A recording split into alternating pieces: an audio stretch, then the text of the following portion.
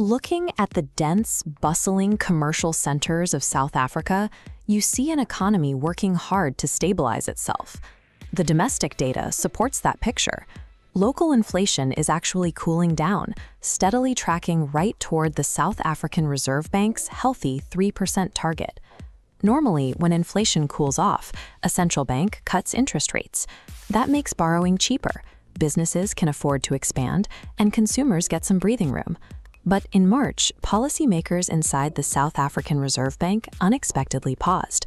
Instead of cutting, they kept their key borrowing rate frozen at a highly restrictive 6.75%. That decision exposes a hard reality. For an emerging market, getting your own domestic house in order does not guarantee you control over your own economy. The actual referee for South Africa's interest rates isn't sitting in Pretoria. They are operating 8,000 miles away, in Washington, D.C., specifically inside the United States Federal Reserve. This is the global engine setting the baseline cost of capital for everyone. A single structural or personnel change at the Fed can instantly override months of careful economic progress made by local policymakers in South Africa. Emerging markets operate on an external anchor. No matter what local conditions look like, their economies must absorb the impact of American financial priorities. That dynamic is being tested right now. Jerome Powell's term has expired, and the U.S. Senate has just confirmed Kevin Warsh to lead the central bank in a deeply partisan vote. U.S. inflation has stubbornly flatlined above the Fed's 2% target for 5 straight years, and the external headwinds are getting worse. Global oil shoots past $107 a barrel, pushing the baseline cost of producing and transporting goods even higher. At the same time, Warsh faces direct political pressure. The incoming White House explicitly demands lower interest rates, despite the hard data showing inflation and energy costs are accelerating. You have a central bank chair caught between stubborn data and intense political demands. His upcoming rate decisions carry a high degree of uncertainty, and that uncertainty ripples outward immediately.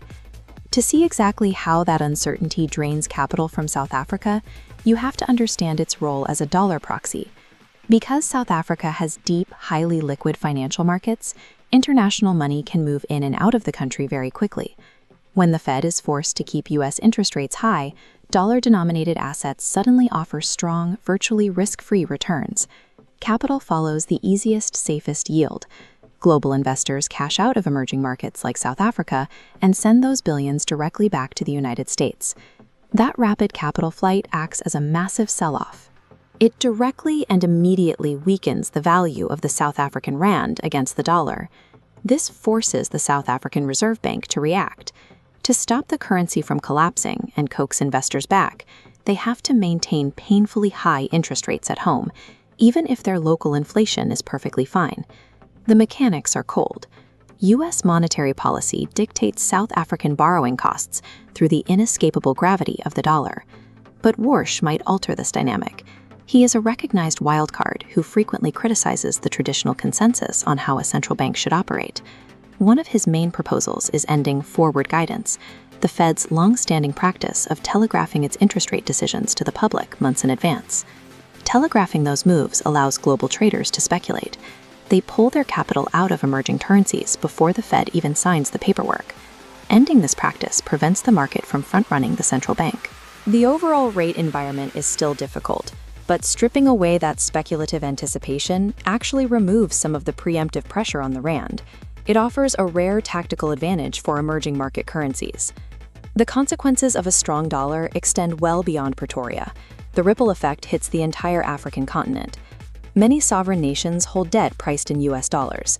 When the Fed holds rates high and the dollar strengthens, the cost to service that exact same amount of debt instantly accelerates.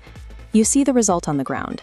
Governments are forced to pause critical infrastructure projects and delay business investments because that capital is diverted to pay down debt and defend the local currency.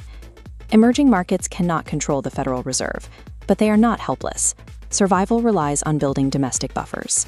That means committing to strict fiscal consolidation, spending within their means, and maintaining ironclad credibility at their central banks, proving to international investors that their institutions are disciplined. Washington sets the financial weather for the rest of the world. But disciplined emerging markets still have the power to build their own institutional shelters to survive the storm.